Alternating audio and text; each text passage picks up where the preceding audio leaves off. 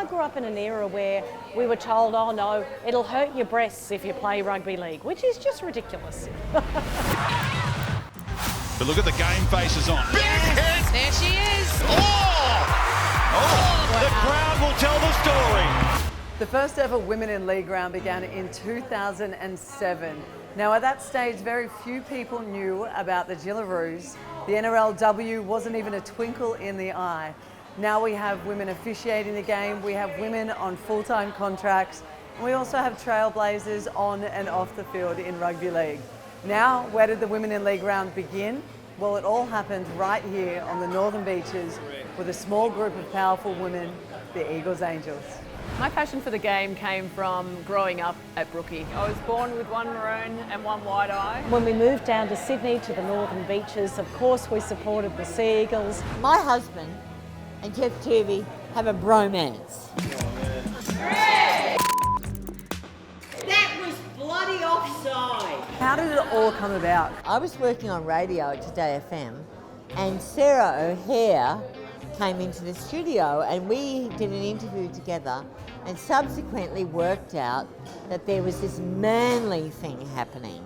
What's behind this for their supporters to turn out on a very cold afternoon to say, we want to be back at Brookvale, the full-time score, the Northern Eagles, or the Manly Sea Eagles, as they want to be called. Well, I just moved back from London and I got a phone call from Sarah Murdoch saying that the Sea Eagles were in trouble and needed some help.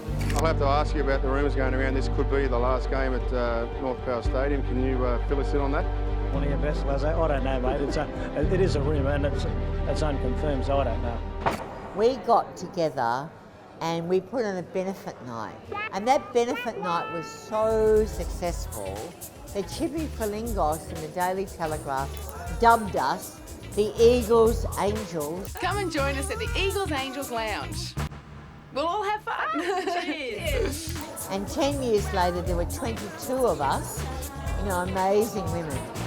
Oh gosh, I'll never forget being approached by the legendary Wendy Harmer, who said, "Love, we're going to get a women's group together for the game. You love the game, come along." And I went, "Of course, I'll do anything for Wendy." As a kid, all I wanted to do was play football as well, and back in those days that was definitely not allowed. So it was just that little bit closer for me to get to the action, and it was a great privilege and a great honour, and I really value my time as an Eagles Angel.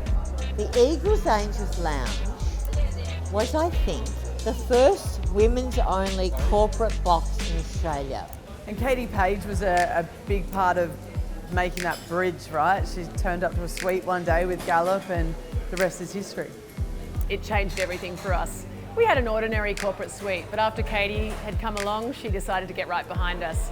So by the next round, we had plush carpets, amazing furniture. Beautiful pink flock wallpaper. We had a chandelier. We were coming to get our nails done or our tarot cards read before the game. Does life get any better than this? And it was so much fun to do it in a feminine way. We had amazing visitors. And Molly Meldrum, I remember he came up because of the Melbourne storm and dropped in and they were like, "What is going on here?" And I still remember Steve Menzies telling us that he could see the chandelier every time he came in and scored a try down our end of the field. But we raised a lot of money also for the club and for various charities. It was really, really special. We just happened to be the right group of people to make that ask. And people showed up and they made a contribution and it was a really wonderful moment. One of the things that we cottoned onto early on was that it's quite often the mums that make the decision about what the family's going to do on the weekend. And so we drove after that and we said if we want the Sea Eagles to really return to their former glory, we need mums to make the choice to buy a family pass and come to the game. And it worked. We really went hard and we appealed to women to come to the game. And it's really important, because rugby league traditionally has been a male game. We need to get more women, we need to get more families. The Sea Eagles steadied the ship and in front of this big home crowd have delivered. It's good for everybody. It's good for the clubs, it's good for the code, it's great for families and for the players. What about that first meeting when Harvey Norman and Katie Page and David Gallup came in and saw it? Did you think it was going to transpire into now a full-blown round?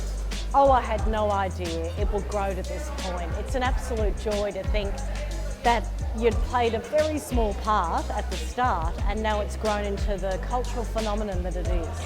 The game's done a really brilliant job to not only do it around the supporter base for Rugby League, but also for the game of Rugby League with women too. It's pretty exciting to see where the NRL have taken this. Come and join us at the Eagles at Angel. Okay, that's right. I had the tough part before.